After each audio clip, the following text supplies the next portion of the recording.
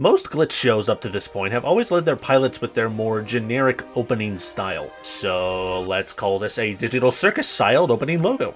Good touch for it to stay all retro and 90s until we're forced into the game to see more. Almost as if this is Pomni's brains POV, as she literally gets sucked into the virtual reality.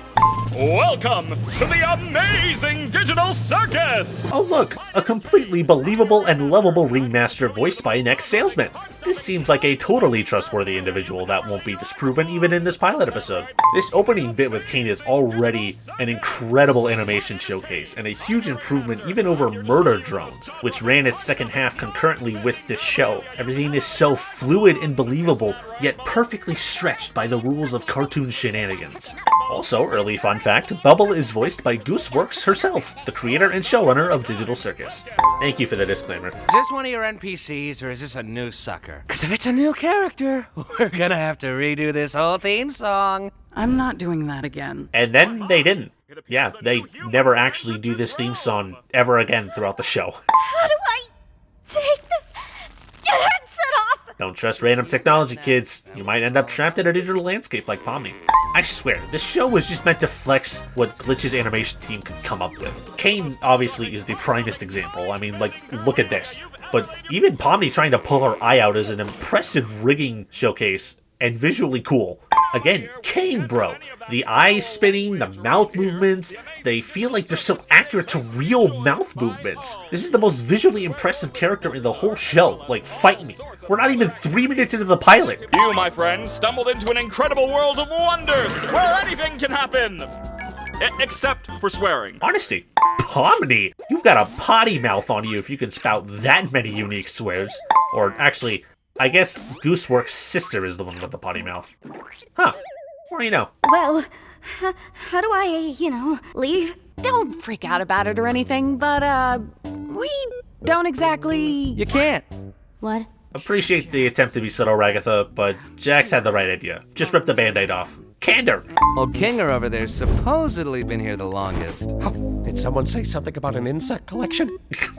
Keener really just spats the most random stuff sometimes. And since it's rather frequent, I'm gonna give Keener a randomness counter. Oh, okay, now I get it! This is a dream, and I should just play along until I wake up, right? That's one way to cope, I suppose. As well as all sorts of other activities! These activities may include... Seems like this pretty obvious robot had a stall out for a second. Probably lack of maintenance. Also, please don't tell me I'm the only one who pretty much knew Kane was an AI from the beginning. It's fairly obvious, right? The grounds! Drown yourself in the digital lake. Huh.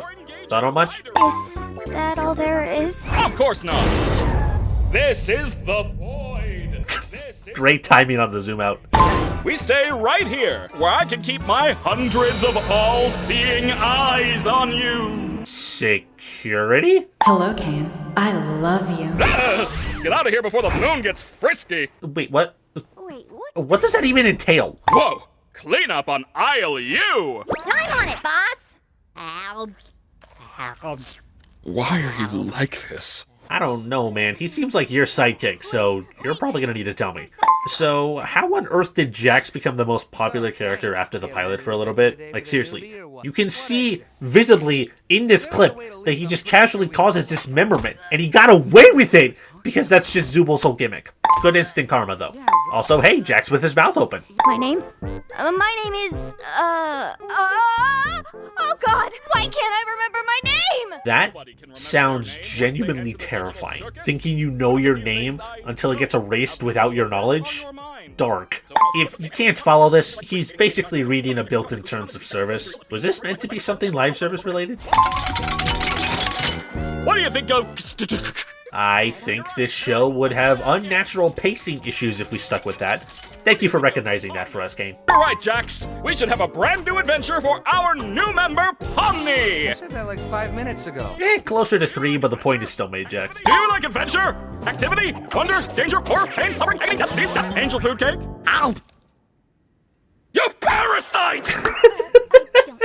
This one clip lives rent-free in my head. It's so good. I don't want an in-house adventure. Don't worry, Zooble. I'll make it something unobtrusive that you can still choose to not get involved with. Thoughtfulness. Or at least an attempt at thoughtfulness.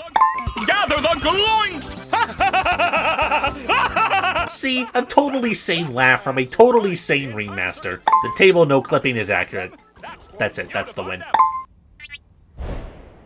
What did any of that mean? Another appropriate reaction from someone who has no idea what's going on.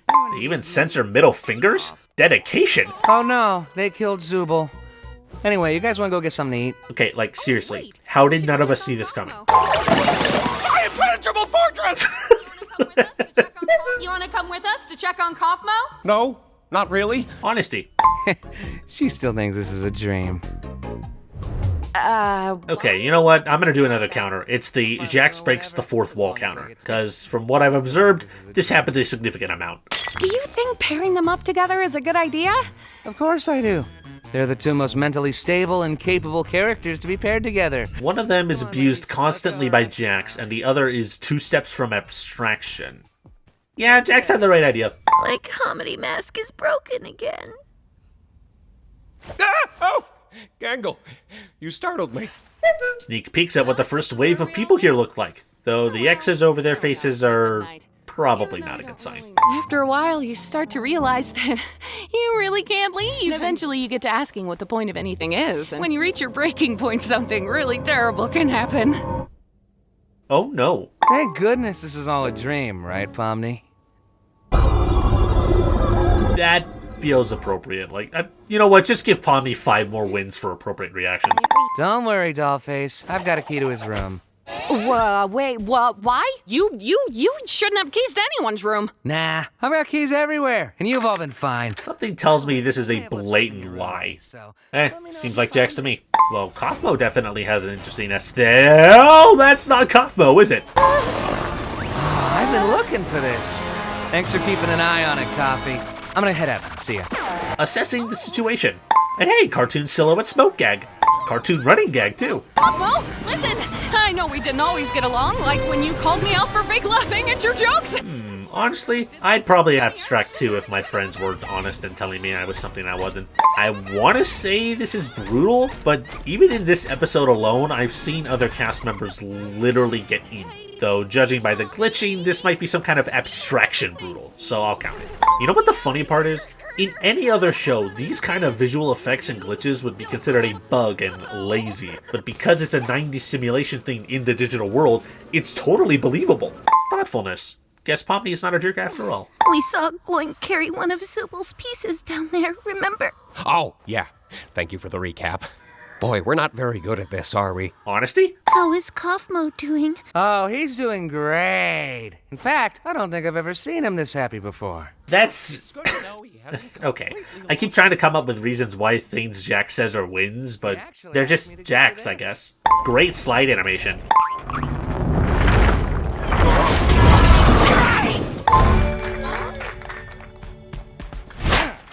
Yeah, that's fair. I hate that feeling too.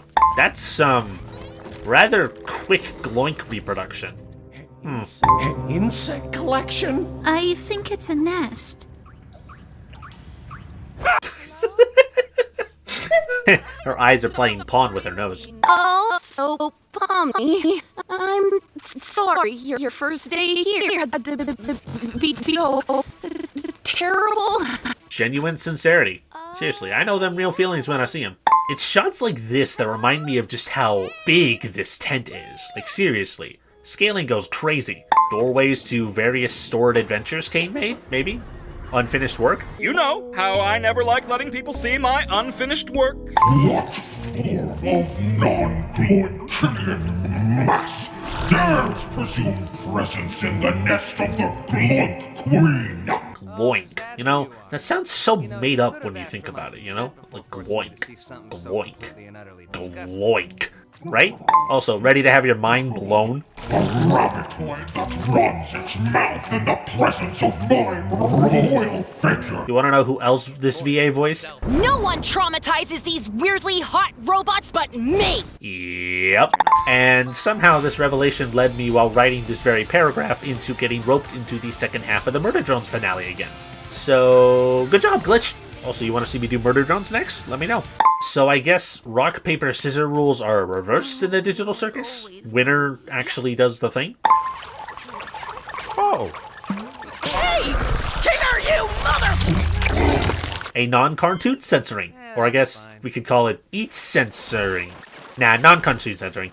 You don't think about it until you see it happening, and then you realize this is Pomni seeing what they look like in the circus for the very first time. Barrel of Monkeys.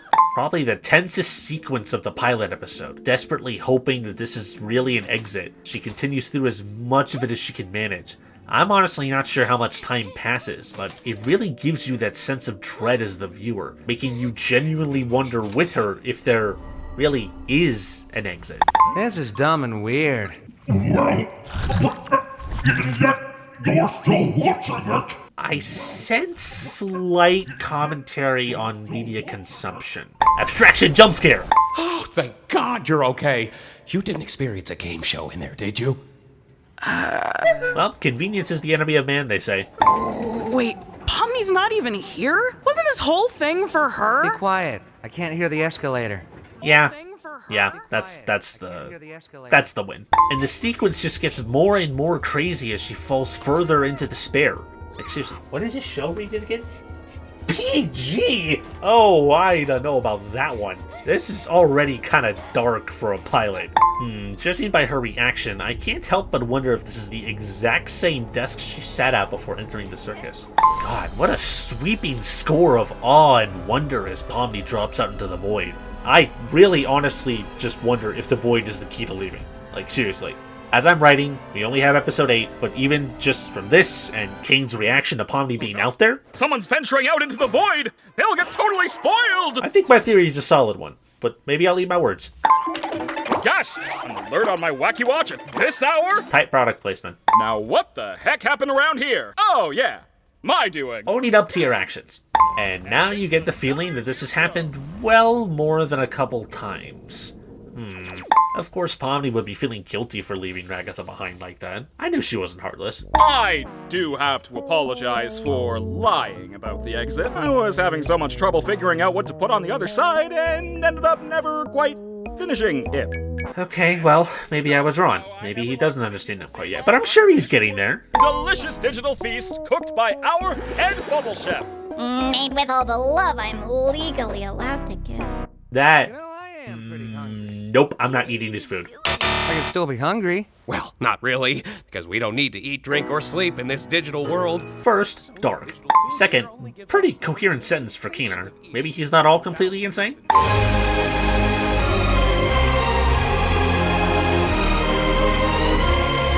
What a final score. What a final scene. Pomni not even shifting from her seat as the reality of her situation slowly but surely sets in. The sweeping orchestra of the original theme song. The zoom out from the tent all the way back to the real world, realizing there truly is no exit and that this is her life now. What a way to end a pilot, man. 500 million views deserved.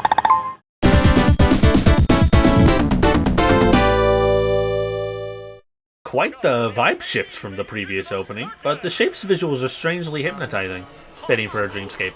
Looks like she may not have been perfectly loaded in today. Man, now you gotta wonder if Kaufmo and other abstracted people were self-aware as they were in the process. Could you imagine how scary that must be? Though, I guess it's also implied that abstraction involves losing every last bit of your sanity, so maybe they invited it. Collision shadowing. Oh, and don't worry about the whole abandoning me for the exit thing.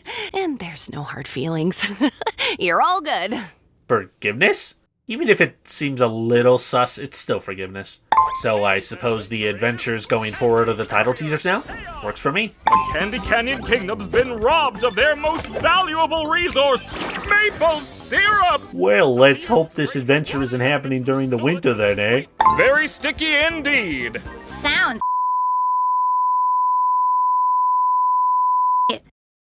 Bubble, you can't say that. Huh. You wondering what he said too? Figured. Well, actually, turns out the Hindi dub didn't censor this line, and it roughly translates to something like, "Sounds like I could become a dentist and remove all the teeth from every one of my patients, then rob them of their money and take the candy for myself?" Yeah, good call, Kane. Bubble, don't ever say that again. So, our entire existence here is just LARPing. You make it sound so much calmer when you phrase it like that. No thanks, I'm trying to quit. Well, apparently, for as psychotic as you are, Bubble, good on you for trying to quit. That ain't easy. Glitch already upped their game with just the gap of time between the pilot and the second episode. Look at this environment. They're giving Nintendo a run for their money with the realistic food environments and textures. Fudge shadowing. Such insanely cool attention to detail with significantly less frames on the NPCs in the back of the crowd compared to the ones in the front. Because who's gonna give a crap if we skip a couple frames? I will, it's the whole point of making this video. Of course, Keener's focused on the butterflies. It's the little things. I don't think her mask is gonna catch a break. Kane put quite the effort into what is essentially a throwaway NPC design. Beautiful model. You must be the brave knight sent to us by God to help us with our recent catastrophe. Yep, checks out. Look, Pomni, we're already friends with the princess. I'm not a child. You don't have to hype me up. Realism in a digital landscape. You don't have to hype me Yep. Oh god, is that the horn? That sucks. What were you expecting, a giant war horn? It's Candy Jacks. Can't win them all. What kind of flame color is that? Well, we're in a candy kingdom, so... Got it. Raspberry flavored Red Hots. Do you think your mum's gonna pull through if we get all this back to the village? I'm sure she will. This much syrup would save hundreds of people. Great way to set up some sympathy for these guys. Even if it's just in this moment, we know they're just NPCs. But Gummigu's revelation later in the episode really makes this all the more heartwarming and heartbreaking. Alright, Gangle. When we catch up to him, I'll jump over, crawl inside, and shoot him repeatedly until they're unrecognizable. Are we sure Keener's the insane one? I'm sure there's some way you could help out here. Like this! Helpfulness? Jax, you... Appropriate reaction. Pomni, take this! Oh, now that's helpfulness. Gotcha! The arms aren't long enough. My arms aren't short enough to shift the gear. Gummigu's got some work to do when it comes to henchman assigning. Yeah, putting Peppino to shame. Okay, now you're just showing off. But it's still sick. Jax has some serious head stability. Everyone all right? Can you repeat the question? I couldn't hear you over the knives. Valid, knives are loud. You should ram into him. What? Do it, or I'll tell Ragatha about the figurine thing. Well, now I kind of want to know, Jax. Pomni, take this! Helpfulness round 2. Hey, Kinger, is that rope attached to anything? I don't know. Let me check. Maybe Keener wasn't the wisest person to give access to the anchor that somehow has enough strength to completely topple a war-rigged truck.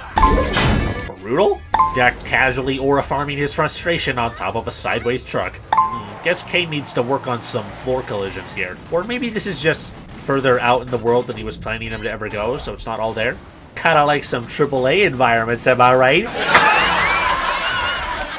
I'm sorry, I'll move on. You know, correct me if I'm wrong, but falling from what is essentially Earth to Hell should definitely cause some more damage than just a splat, right? The tension of this entire scene, traveling through unfamiliar environments, discovering realistic T-posing models of everything you've ever known and loved, and the score during the stare down between Gummigoo and the fake. Oh, man. Why aren't you or any of your crew up here? Because we're not, NPCs? NPCs, what are you on about? And then we learn Gummigoo isn't as dumb as most NPCs. He's not stupid. He puts the pieces together. Kane wasn't lying when he said that his new AI was 57 times more immersive! Apparently, that new level of immersion meant that they could become just as sentient as him with a little pushing. Where's Mum? I can't even remember her face. Did she ever have a face? Oh god, that probably would have been the worst part of it for me. Could you imagine thinking you just know what your mom or dad looked like, just thinking that in your subconscious, and then realize you don't remember if she ever existed? Like, seriously, kids, if you don't know what your parents look like from memory, then start memorizing. They are the easiest way to keep yourself grounded in reality. Ooh, is everybody okay? No. Honesty. How about poor us? We're one tanker away from being Augustus Gloop. I don't know. I don't think any of you are in danger of instantly losing hundreds of pounds, or having the fudge fuse directly into your skin. Depends on the adaptation. Candy corn teeth and jawbreaker eyes? The fudge has some great taste in candy. Taste. Oh, they were so delicious. Sometimes I can hear them calling to me. That just sounds like murder. Is it really murder if it's delicious? Answer me that. Oh, well, since you asked, no, yeah, that's still murder. You seem like an upstanding guy with real noble goals. Oh, I'm not. If you knew what I did in my free time, oh, you'd be sickened. Honesty, I guess? I happen to know a way into the kingdom walls, if you'd be willing to help us out in return. Hey! Negotiation skills. I saw the Reaper wink at me. Was it an elephant? You want to talk about it? What is there to talk about? I don't just want to leave you here. Why not? I don't matter in the slightest. While this is certainly rather depressive for a PG show, I mean, what else would you expect? An AI that's arguably as intelligent as a human brain just found out that his entire existence is scripted. Of course he's not going to want to do anything. He may not even know if this is scripted or not. And that sounded awful as I said that out loud. Dark. What do we have when you people leave? We're just obstacles. Created to be defeated and forgotten. Well, you don't have to be.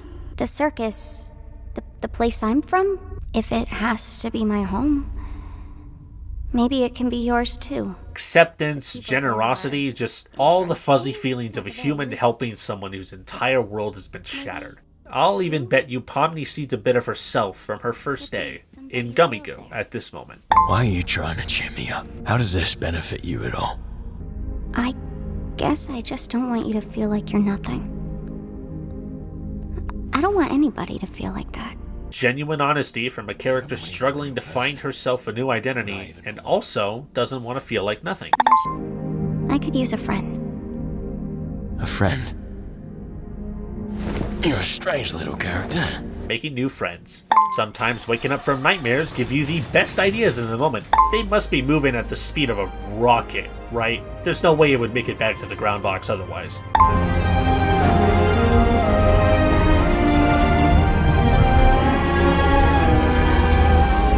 What a satisfying score, filled with mystery and wonder, but also a spark of hope for the two newest troops of the circus. I don't care that I know what's going to happen in 7 minutes. Right now, I'm just feeling satisfaction.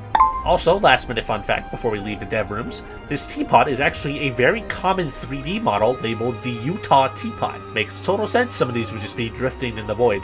This is a lot more anticlimactic than I was hoping it'd be. What were you hoping for? You know, like one big final battle, bloodshed, death, chaos. Careful what you wish for, buddy. I don't think she really likes me that much. It's a lot for anybody to go through. Don't take it too personally. I remember how long it took for you to adjust. Another hint that Keener knows more than he lets on? Guess that's just how everyone vomits. Huh. I didn't think I'd be winning vomit so early into the show. Boss, where have you been? We got fudged. You don't want to know. Good to see you, lads. Hugging. This one's full of syrup, too. I mean, that's one way to check. I'm so unbelievably disappointed right now. Honestly, I'm kind of glad the facade dropped this early. Jax is a butt, guys. I knew that the whole time. The two grunts in the background celebrating like sillies. Farewell, brave knights. Have fun executing that bandit fella. Yes, that is what we're doing. I love a good justice system. Oh, hey, maybe I didn't leave the gate unlocked for nothing after all. Chaotic evil to the very end. Welcome back, my little hard-shelled hamburgers. So this is the circus, huh? I could get used to this. Oh, looks like one of these guys made it through. Wait, what? Heart-wrenching. And for that, it gets 10 wins.